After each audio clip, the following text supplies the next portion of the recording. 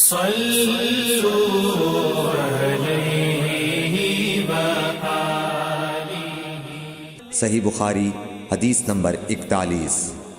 حضور اکرم صلی اللہ علیہ وآلہ وسلم نے ارشاد فرمایا کہ جب ایک بندہ مسلمان ہو جائے اور اس کا اسلام عمدہ ہو، یقین و خلوص کے ساتھ ہو، تو اللہ اس کے گناہ کو جو اس نے اس اسلام لانے سے پہلے کیا معاف فرما دیتا ہے، اور اب اس کے بعد کے لیے بدلہ شروع ہو جاتا ہے، یعنی ایک نیکی کے عوض 10 گناہ سے لے کر 700 گناہ تک ثواب، اور ایک برائی کا اسی برائی کے مطابق بدلہ دیا جاتا ہے، مگر یہ کہ اللہ تعالیٰ اس برائی سے بھی درگزر کرے اور اسے بھی معاف فرما دے، یہ بھی اس کے لیے آسان ہے۔ صحیح بخاری حدیث نمبر 42۔ رسول اللہ صلی اللہ علیہ وسلم نے فرمایا کہ تم میں سے کوئی شخص جب اپنے اسلام کو عمدہ بنا لے، یعنی نفاق اور ریا سے پاک کر لے، تو ہر نیک کام جو وہ کرتا ہے اس کے عوض 10 سے لے کر 700 گناہ تک نیکیاں لکھی جاتی ہیں، اور ہر برا کام جو کرتا ہے تو وہ اتنا ہی لکھا جاتا ہے جتنا کہ اس نے کیا ہے۔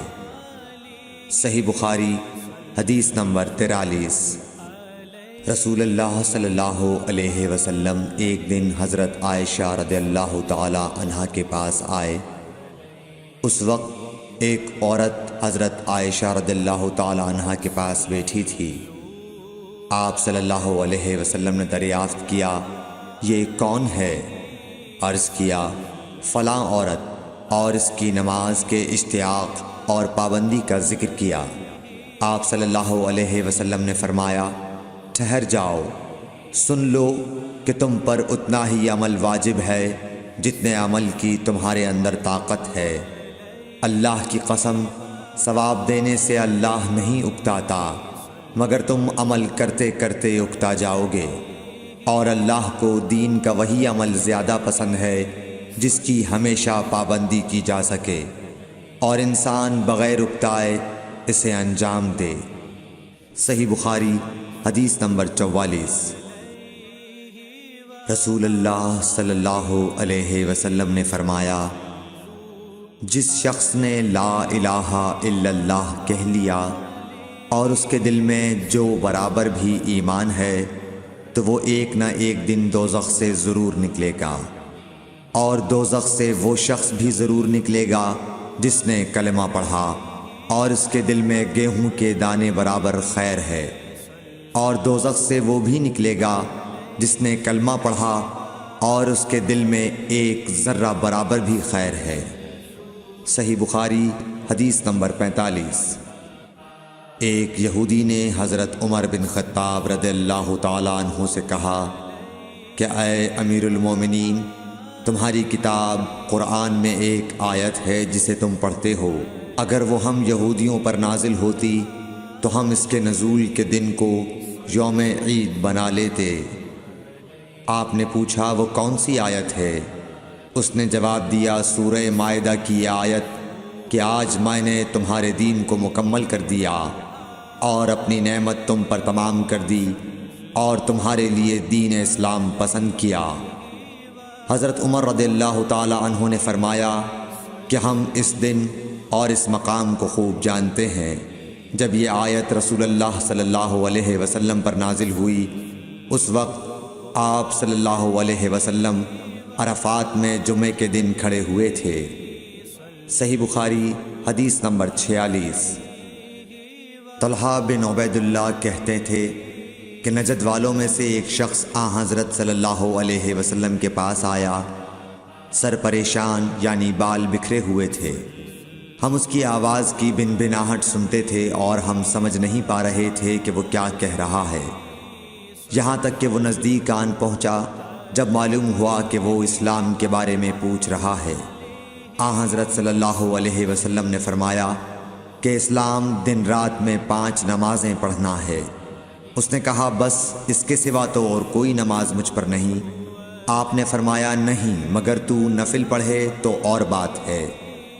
آن حضرت صلی اللہ علیہ وسلم نے فرمایا اور رمضان کے روزے رکھنا۔ اس نے کہا اور تو کوئی روزہ مجھ پر نہیں ہے؟ آپ نے فرمایا نہیں، مگر تو نفل روزے رکھے تو اور بات ہے۔ طلحہ نے کہا اور آن حضرت صلی اللہ علیہ وسلم نے اس زکوٰۃ کا بیان کیا۔ وہ کہنے لگا کہ بس اور کوئی صدقہ مجھ پر نہیں ہے؟ آپ نے فرمایا نہیں، مگر یہ کہ تو نفل صدقہ دے تو اور بات ہے۔ پھر وہ شخص پیٹھ موڑ کر چلا گیا، یوں کہتا جاتا تھا قسم خدا کی میں نہ اس سے بڑھاؤں گا نہ گھٹاؤں گا۔ آن حضرت صلی اللہ علیہ وسلم نے فرمایا اگر یہ سچا ہے تو اپنی مراد کو پہنچ گیا۔ صحیح بخاری حدیث نمبر 47۔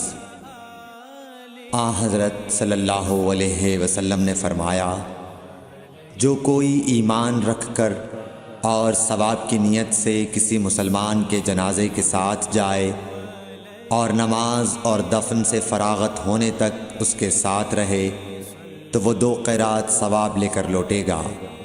ہر قیرات اتنا بڑا ہوگا جیسے احد کا پہاڑ۔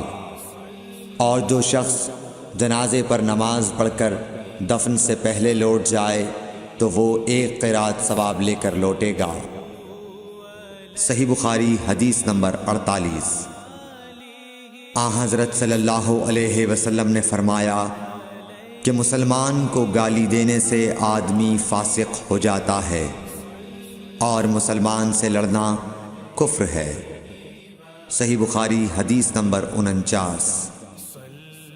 آن حضرت صلی اللہ علیہ وسلم اپنے حجرے سے نکلے، لوگوں کو شب قدر بتانا چاہتے تھے وہ کون سی رات ہے۔ اتنے میں 2 مسلمان آپس میں لڑ پڑے۔ آپ صلی اللہ علیہ وسلم نے فرمایا میں تو اس لیے باہر نکلا تھا کہ تم کو شب قدر بتلاؤں، اور فلاں فلاں آدمی لڑ پڑے تو وہ میرے دل سے اٹھا لی گئی، اور شاید اسی میں کچھ تمہاری بہتری ہو۔ تو اب ایسا کرو کہ شب قدر کو رمضان کی 27ویں، 29ویں اور 25ویں رات میں ڈھونڈا کرو۔ صحیح بخاری حدیث نمبر 50۔ ایک دن آن حضرت صلی اللہ علیہ وسلم لوگوں میں تشریف فرما تھے کہ آپ کے پاس ایک شخص آیا اور پوچھنے لگا کہ ایمان کسے کہتے ہیں؟ آپ صلی اللہ علیہ وسلم نے فرمایا کہ ایمان یہ ہے کہ تم اللہ پاک کے وجود اور اس کی وحدانیت پر ایمان لاؤ، اور اس کے فرشتوں کے وجود پر، اور اس اللہ کی ملاقات کے برحق ہونے پر، اور اس کے رسولوں کے برحق ہونے پر، اور مرنے کے بعد دوبارہ اٹھنے پر ایمان لاؤ۔ پھر اس نے پوچھا کہ اسلام کیا ہے؟ آپ صلی اللہ علیہ وسلم نے پھر جواب دیا کہ اسلام یہ ہے کہ تم خالص اللہ کی عبادت کرو اور اس کے ساتھ کسی کو شریک نہ بناؤ، اور نماز قائم کرو، اور زکوٰۃ فرض ادا کرو، اور رمضان کے روزے رکھو۔